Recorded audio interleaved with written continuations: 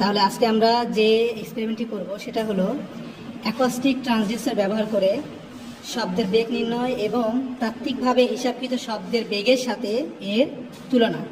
এই এক্সপেরিমেন্টটি করার জন্য আমাদের প্রয়োজনীয় যে যন্ত্রপাতিগুলো প্রয়োজন সেটা হলো দুটি ট্রান্সডিউসার লাগবে, একটি মিটার স্কেল, একটি সিগন্যাল জেনারেটর, অসিলোস্কোপ এবং থার্মোমিটার ইত্যাদি। তো এই যন্ত্রাংশগুলো সম্পর্কে আমরা একটু ধারণা নিব, কোন যন্ত্রটির কী কাজ। তো আমরা যেটা বললাম যে এখানে একটি ট্রান্সডিউসার থাকে, এটা হচ্ছে আমাদের ট্রান্সডিউসার, অ্যাকোস্টিক ট্রান্সডিউসার। এই ট্রান্সডিউসারের এই অংশটা হচ্ছে আমাদের মিটার স্কেল, এটা হচ্ছে আমাদের মিটার স্কেল। এবং এখানে এই ট্রান্সডিউসারের দুইটা অংশ রয়েছে, একটা T1 এবং একটা T2। এই T1টাকে আমরা অলওয়েজ ফিক্সড রাখি, এটাকে নড়াই না। আর এর সঙ্গে একটি তার যুক্ত থাকে, এই তারটি যুক্ত রয়েছে আমাদের অসিলোস্কোপের সঙ্গে, সিগন্যাল জেনারেটরের সঙ্গে। তাহলে আমরা যেটা বললাম যে T1 অংশটি যুক্ত থাকে আমাদের সিগন্যাল জেনারেটরের সঙ্গে, আর এই ট্রান্সডিউসারের T2 অংশ যুক্ত থাকে আমাদের অসিলোস্কোপের সঙ্গে। তো এখন যে বিষয়টি থাকবে সেটা হচ্ছে আমাদের এই যে এটা হচ্ছে অসিলোস্কোপ যন্ত্র, এটা ডিসপ্লে অংশ, আর এখানে চ্যানেল রয়েছে, এটা হচ্ছে চ্যানেল 1, এটা হচ্ছে চ্যানেল 2, আর কিছু পার্ট উপযোগী অংশ রয়েছে। এখানে দেখা যায় যে আমরা T2 অংশটিকে, এই যে ট্রান্সডিউসারের T2 অংশটিকে আমরা যুক্ত করেছিলাম কোথায়? অসিলোস্কোপে। এই অসিলোস্কোপের এখানে চ্যানেল 2-তে যুক্ত করেছি। ট্রান্সডিউসার অসিলোস্কোপের চ্যানেল 2-তে যুক্ত করেছি। কেউ যদি আমরা এই যে প্রথম চ্যানেল নিয়ে কাজ করি, অর্থাৎ এই যন্ত্রটিকে আমরা এখানেও যুক্ত করতে পারি, তখন আমাকে এই চ্যানেল নিয়ে কাজ করতে হবে।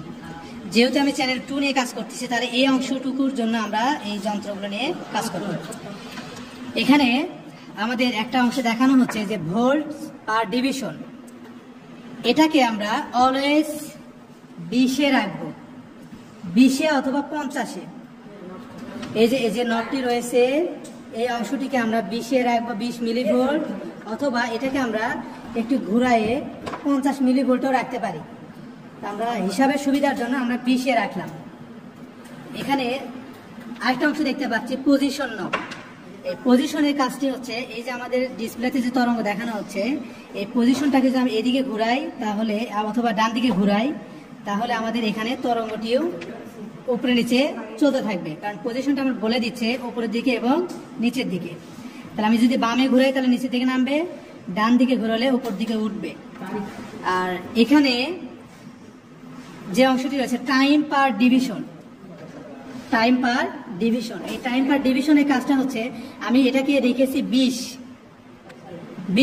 মিলিসেকেন্ড, এটা রেখেছি হচ্ছে 20 হচ্ছে যে আমাদের 20 মাইক্রোসেকেন্ডে রেখেছি। তো দেখা যায় যখন আমি এটাকে 50-এ নিচ্ছি তখন আমার তরঙ্গটা একটু চেঞ্জ হয়ে যাচ্ছে, আবার যখন 0.1-এ নিচ্ছি, মিলিসেকেন্ডে যাচ্ছি, তখন আমার তরঙ্গটা এরকম হয়ে যাচ্ছে। তো যাই হোক, আমরা তরঙ্গটাকে সুন্দর করার জন্য 20-এ রাখছি এখানে। এটা আমরা যে কেউ প্রয়োজন মতো এটাকে ঘুরিয়ে ঠিক করে নিব। আর এখানে একটা অংশ রয়েছে সুইফট। এটা আসলে সুইফটের কাজ হচ্ছে, আমি যদি এটাকে বাম দিকে ঘুরাই তাহলে তরঙ্গগুলো সংকুচিত হয়ে যাচ্ছে, আবার এটাকে যদি ডান দিকে ঘুরাই তরঙ্গগুলো আস্তে আস্তে প্রসারিত হয়ে যাচ্ছে। তাহলে এই সুইপের কাজ হচ্ছে এটাকে আমাদের তরঙ্গগুলো সংকুচিত এবং প্রসারণের কাজে ব্যবহৃত হয়ে থাকে। আর এই পজিশনের কাজটা হচ্ছে আমরা ডান দিকে তরঙ্গ নিয়ে যাওয়া এবং বাম দিকে নিয়ে যাওয়ার জন্য ব্যবহৃত হয়। ডান দিকে ঘুরালে তরঙ্গটা ডান দিকে যাচ্ছে, আর বাম দিকে ঘুরালে তরঙ্গটি বাম দিকে আসছে।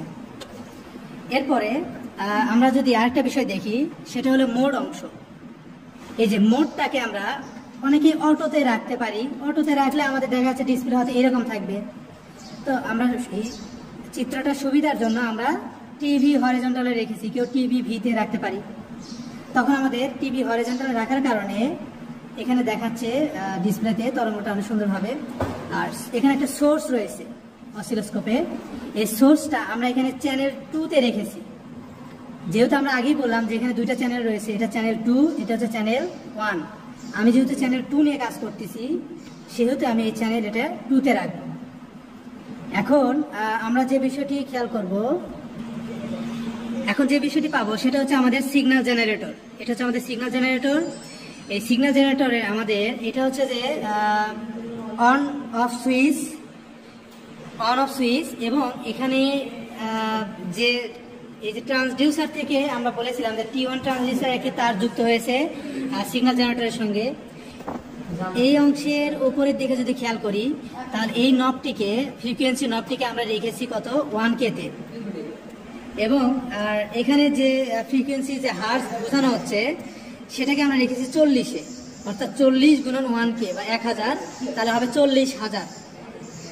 আচ্ছা, এখন এই বিষয়টা আমরা কি করব, ফ্রিকোয়েন্সি এই যে 40,000 এটা আমাদের ফিক্সড, আমাদের পার্ট নেওয়ার জন্য 40,000 ফ্রিকোয়েন্সিটি ফিক্সড থাকবে।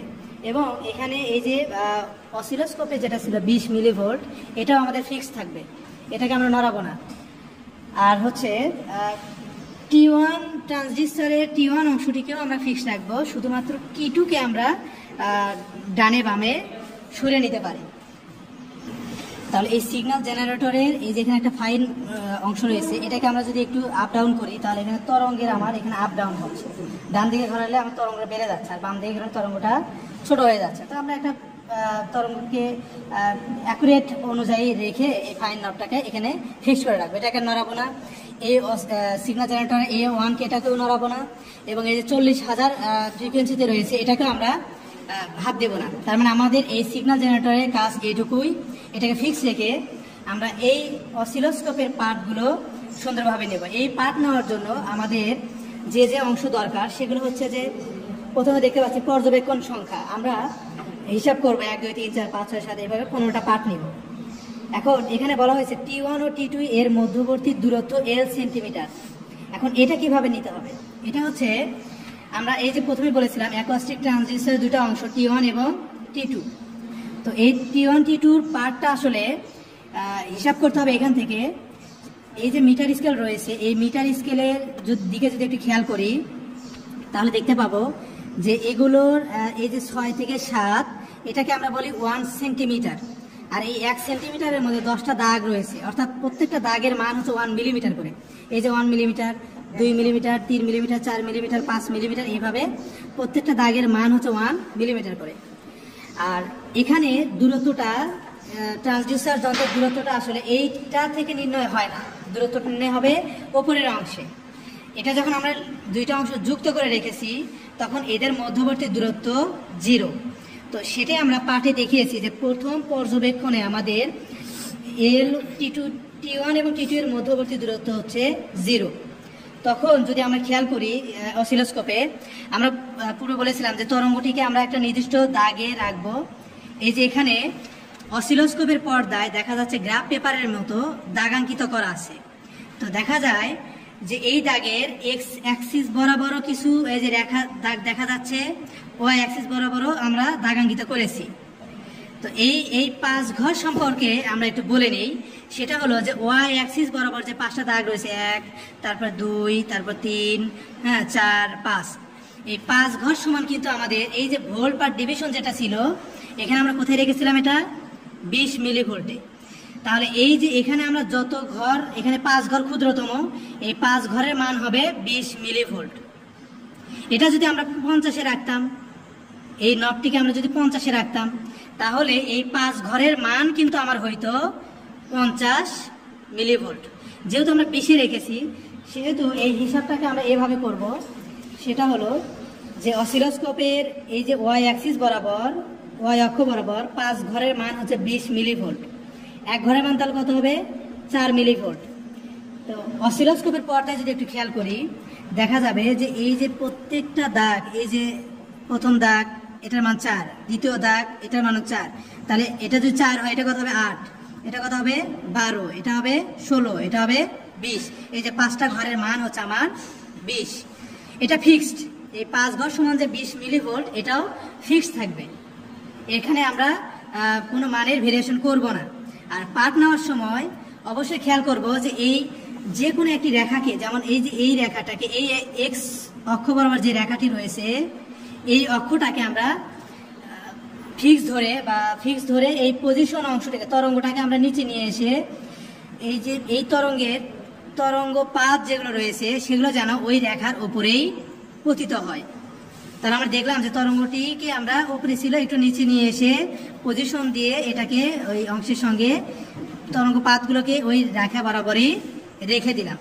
এখন এই অবস্থায় যেহেতু এখানে আমাদের ট্রান্সডিউসারের T1 T2 এর মধ্যবর্তী দূরত্ব 0, এমন অবস্থায় আমরা যদি পাঠ নেই যে আমাদের তরঙ্গ কত উচ্চতা পর্যন্ত উঠেছে, y অক্ষ বরাবর যত উপরে উঠবে বা যত ঘর পর্যন্ত উঠবে সেটা হচ্ছে আমাদের এই যে পালস উচ্চতা h মিলিভোল্ট। তাহলে প্রথম ক্ষেত্রে আমরা T1 T2 এর মধ্যবর্তী 0 পাইছি, তখনকার জন্য পালস উচ্চতা আমরা নির্ণয় করব, দেখি আসলে পালস উচ্চতা আমাদের তখন কত দেখায়। তো আমরা যদি হিসাব করি দেখা যাচ্ছে যে তরঙ্গটি এই যে এখান থেকে শুরু করে এই যে 5 ঘর, ওই যে 6 7 ঘর ওভারটেক করেছে আমাদের। দেখা যাচ্ছে যে 7 ঘর ওভারটেক করে প্রায় 8 এর কাছে চলে আসছে। হ্যাঁ, তো এই যে প্রত্যেকটা ঘরের মান যদি 4 হয় তাহলে 8টি ঘরের মান কত হবে? এখান থেকে শুরু করে এই যে 1 2 3 4 5 6 7 8, এই যে 8টা ঘরের মান হবে 4 8টা 32। আমরা কিন্তু সেটাই লিখেছি, যখন দূরত্ব 0 ছিল তখন আমাদের পালস উচ্চতা y অক্ষ বরাবর 32 মিলিভোল্ট। এখন আমরা যেটা করব সেটা হলো এই যে ট্রান্সডিউসার যন্ত্রটিকে এটাকে ফিক্স রাখবে, এটাকে আমরা নড়াবো না। আমরা নড়াবো কোনটা? T2 কে। এখন এটা কিভাবে নড়াবো? এটা নড়ানোর ক্ষেত্রে খেয়াল রাখবো যে এটা 1 মিলিমিটার করে সরিয়ে নিব।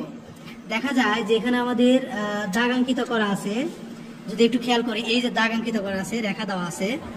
তো এটা প্রথমে ধরে নিলাম যেখানেই থাকুক, আমরা যদি এটাকে একটু সরাই, এই যে 1 প্রথমে এখানে ছিল, একটু সরাই নিলাম, 1 মিলিমিটার সরাই দিলাম।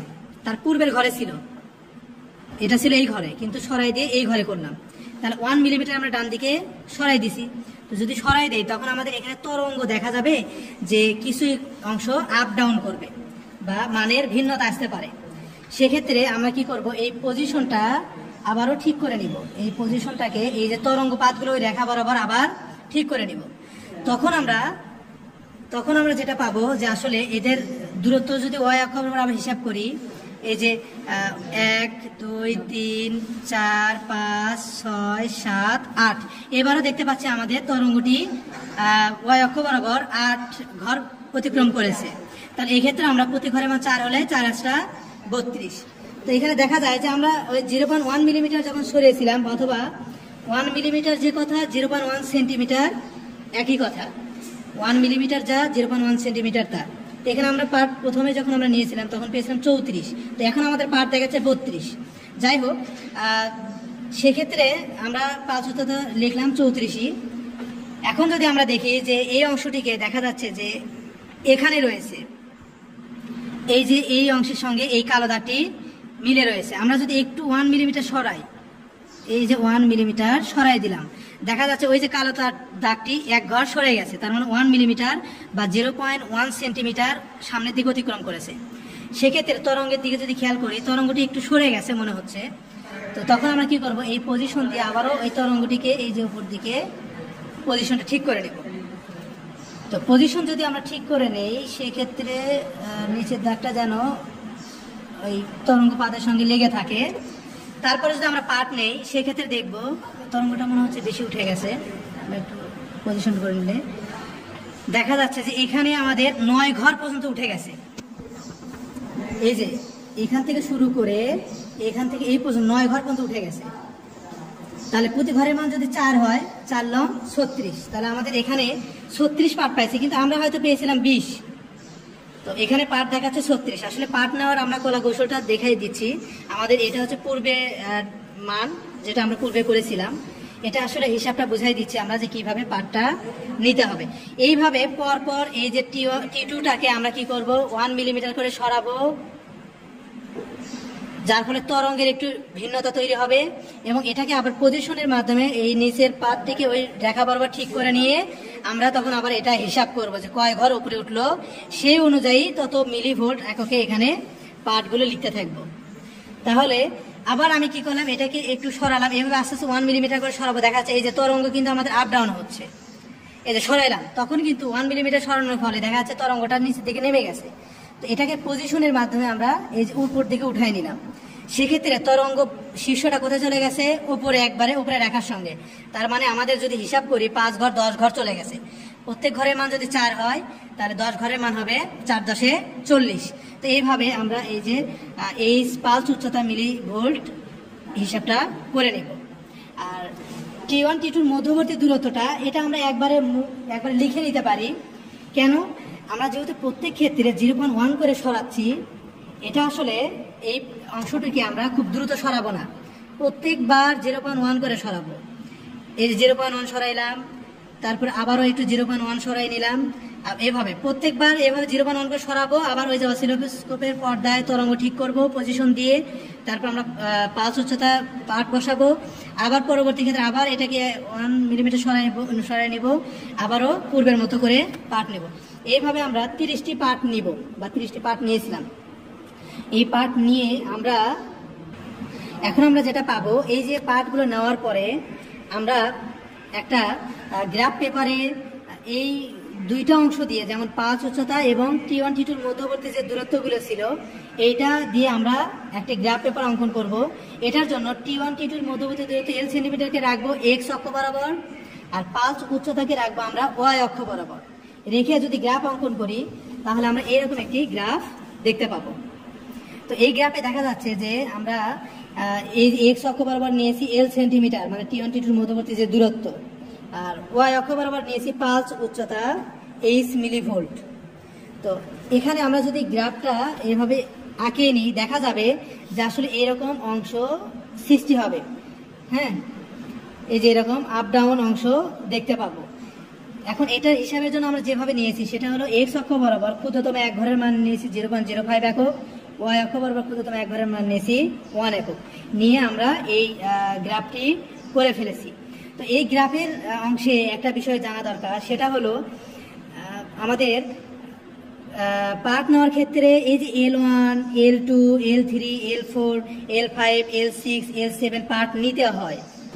তাহলে এই যে বললাম আমরা এই যে L1, L2, L3 এভাবে নিলাম আমরা গ্রাফ থেকে। আসলে এটা L1 কোথা থেকে নিব আমরা, সেটা যদি একটু গ্রাফের দিকে খেয়াল করি, দেখবো যে প্রত্যেকটা অংশের শীর্ষবিন্দু থেকে, যেমন এই শীর্ষবিন্দু থেকে এসে নিচে গেছে, আবার এই শীর্ষবিন্দু, তার মানে এই শীর্ষবিন্দু যে বিন্দু থেকে আর এই শীর্ষবিন্দু থেকে নিচের দিকে রেখা টানলে এই দুইটার মধ্যবর্তী হচ্ছে L1।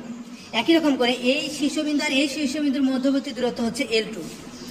আবার এই শীর্ষবিন্দুর মধ্যবর্তী দূরত্ব হচ্ছে আমাদের L3। তার মানে আমরা এই রেখাগুলো দেওয়ার পরে প্রত্যেকটা তরঙ্গ শীর্ষের মধ্যবর্তী দূরত্বকে আমরা বলি L1, এখান থেকে এইটুকু দূরত্বকে আমরা বলতেছি L2। এই যে দুইটা তরঙ্গ শীর্ষের মধ্যবর্তী দূরত্ব L3, এখান থেকে L4। এভাবে পার্টগুলো যদি নেই, দেখা যাচ্ছে যে বইয়ে হিসাব দেওয়া আছে এরকম অংশ চলে আসবে। এখানে ওরা 60টা অংশ পেয়েছিল, কিন্তু আমরাও দেখতে পাচ্ছি যে আমাদের গ্রাফে আমরা 60টা হিসাব করেছি। কারো কারো ক্ষেত্রে 5টা তরঙ্গ আসতে পারে, এটা হিসাবের ওপর নির্ভর করবে। আর এখানে যেহেতু গ্রাফ থেকে যখন হিসাব করব তখন এই দূরত্বগুলো নির্ণয় করে X অক্ষ বরাবর মানগুলো বের করে আমরা কি করব, 7 দ্বারা ভাগ করে দিয়ে L নির্ণয় করব। এই L নির্ণয়ের উদ্দেশ্যটা হচ্ছে, এই Lটা হচ্ছে, আমরা যদি একটা হিসাব দেখি যে একটা তরঙ্গের এখানে এইটুকু একটা অংশ রয়েছে আর এইটুকু একটা অংশ রয়েছে। তো এটা দেখা যায় যে একটা তরঙ্গ যখন তৈরি হচ্ছে, আসলে এটা তরঙ্গের অর্ধাংশ বোঝায়। এই L1টা আসলে পরিপূর্ণ একটা তরঙ্গ নয়, এটা বোঝানো হয় যে এটা হচ্ছে L1, এইটুকু একটা তরঙ্গের অর্ধেক। তার মানে আমাদের এখানে এই যে পর্যায়কাল যে ল্যামডা যদি হিসাব করি, এই ল্যামডার অর্ধেক হচ্ছে আমাদের L1। এই জন্য আমাদের বইয়ে দেখা যায় হিসাবে লেখা আছে ল্যামডা ইকুয়াল টু, এটা যেটা যদি আমি খেয়াল করি 2L, ল্যামডা ইকুয়াল লেখা আছে 2L। এই যে অংশে যদি আমরা দেখি ল্যামডা ইকুয়াল লেখা আছে 2L। তার মানে আমাদের এই যে L1, L2 এগুলো আমরা নির্ণয় করে যখন গড় করলাম, এই গড় অংশে এটাকে আমরা বলবো যে এটা হচ্ছে অর্ধেক তরঙ্গ দৈর্ঘ্য। তাহলে ফুল তরঙ্গ দৈর্ঘ্য কত হবে, 2 দ্বারা এটাকে গুণ করতে হবে, তাহলে এই যে আমরা ল্যামডাটা পেয়ে যাব। আর ল্যামডা যদি নির্ণয় করতে পারি, আমরা কিন্তু এই পার্ট নেওয়ার সময় দেখেছিলাম যে আমাদের ফ্রিকোয়েন্সি কত ছিল, 40,000 হার্টজ, এটা ফিক্সড। আর এখানে আমরা কি পাইলাম, ল্যামডা নির্ণয় করতে পারলাম। তাহলে আমরা কি তরঙ্গের বেগকে নির্ণয় করতে পারবো না? অবশ্যই পারবো। তাহলে এই যে V equal two F lambda সূত্র অনুসারে এই যে এখানে ওয়াই ল্যামডার জায়গায় 12 বসানো হয়েছে। এখন আমরা খাতা থেকে যে হিসাবটা করেছিলাম সেটা এরকম ছিল, আমাদের হিসাব অনুযায়ী গ্রাফের 0.4 হয়েছিল।